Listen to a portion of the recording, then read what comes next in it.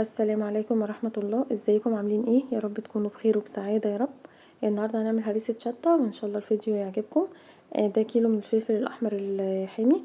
بشيل القمع بتاعه كده وهغسله بقى غسلة كويسة. ما شاء الله هريسة الشطة ما فيش غنى عنها في كل بيت. بنضيفها على اي اكل بتدي طعم حلو.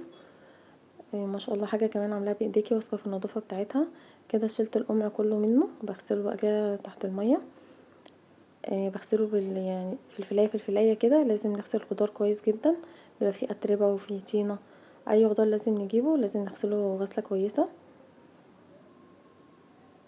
ما شاء الله حاجه بقى عاملاها بايديكي واثقه في النظافه بتاعتها. انا بفضل هرسه الشطه لما بعملها بايدي افضل من الشطه الناشفه اللي بنجيبها من عند العطار.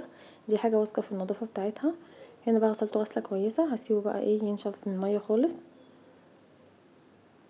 هنا بقى هقطعه كده في الكبه. انا جايبه كيلو بس، انتي بقى حسب الكميه اللي انتي عايزاها تعمليها، حسب استخدامك كمان ليها. بتستخدمي شطه كتير وكده فهتجيبي طبعا كميه اكتر. وانا اول ما بشوف السوق بجيبه عشان مش بيبقى موجود على طول. هنا بقى قطعته بالطريقه دي كده، هضربه بقى في الكبه حسب ما انتي حابه بقى، عايزاه خشن عايزاه ناعم ده في ايديكي. انا هنعمه. يا رب الفيديو يكون خفيف عليكم، وبشكر كل اللي اشترك في القناه، بشكركم. ربنا يا رب يفرحكم زي ما بتفرحوني، وان شاء الله هتكبر وتنجح بيكم. ودعولي دعوه حلوه ربنا يغير حياتي للافضل والاحسن يا رب، ويغير حياتكم للافضل والاحسن. هنا بقى ضربته ضربه كويسه كده. بنزل بقى اللي فوق كده بالمعلقه عشان كله يتضرب كويس، ما يبقاش بقى حبه خشنين وحبه ناعمين. مفيش غنى عن الشطه بقى، هرسة الشطه على طبق فول، على في خضار باميه بطاطس في الصينيه. يعني بتتحط على جميع الاكل كله، خصوصا الناس اللي بتحب الحاجه حاميه.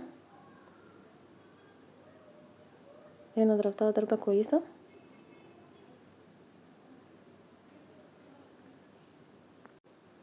هنا بقى هفضيه في الطبق وهعمل بقيه الكميه. لازم بس لما نغسله نسيبه ينشف خالص في الهواء عشان ما يبقاش فيه ميه. الناس بقى اللي مش بتحبه حامي قوي ممكن تجيب فلفل كوبي احمر بارد، تضيفي البارد على الحامي هيديكي الحمو بتاعه يبقى متوسط، لو انتي مش حابه الفلفل يكون حامي قوي. وحسب استخدامك بقى، بتستخدميه كتير في الاكل ما شاء الله، بتستخدمي شطه كتير وبتعمليه دايما، فما تشيلوش كله في الفريزر، خلي برطمان في باب التلاجة للاستخدام بتاعك. لكن لو كل فين وفين بقى بتاخدي معلقه او معلقتين في اي خضار بتعمليه، فاحفظيه في الفريزر.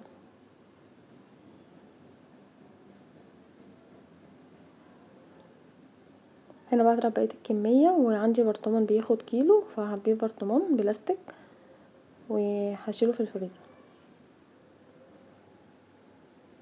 لو عندك برضو برطمانات ازاز حلوه برضو تعقميها كويس بتبقى افضل من البلاستيك. بس خلي بالك بقى ايه، وهو لو مجمد وانتي بتقطعيه بمعلقه او يعني وانتي بتقطعي الحته اللي هتاخديها بمعلقه او بسكينه، لو البرطمان ازاز ممكن يتكسر معاكي. انا كده كنت عامله برطمان صلصه ازاز، فجايه باخد يعني بفك شويه كده بالسكينه في البرطمان اتكسر، فاضطريت رميت البرطمان كله. يعني اضطريت بقى ساعتها ان انا ارمي البرطمان عشان اتكسر. لكن البلاستيك بيبقى امن، طالما البلاستيك نوعه نضيف بيبقى امن من الازاز، بحيث بقى لو خبطتيه وانتي بتكسري بسكينه او بمعلقه يبقى امن معاكي يعني. لكن اتكسر خلاص بقى. هنا حطيت معلقه ملح للحفاظ عليه. حابه تزودي ملح عادي براحتك، بس انا حطيت معلقه بس على الكيلو، وهحط شويه زيت صغيرين وقلبتهم. يعني حطيت معلقه ملح وشويه زيت صغيرين وقلبتهم تقليبه كويسه. هنا بقى هعبيه في البرطمان.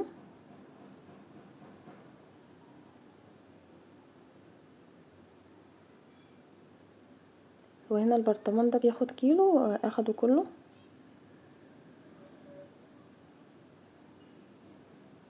ما شاء الله كانت جميله.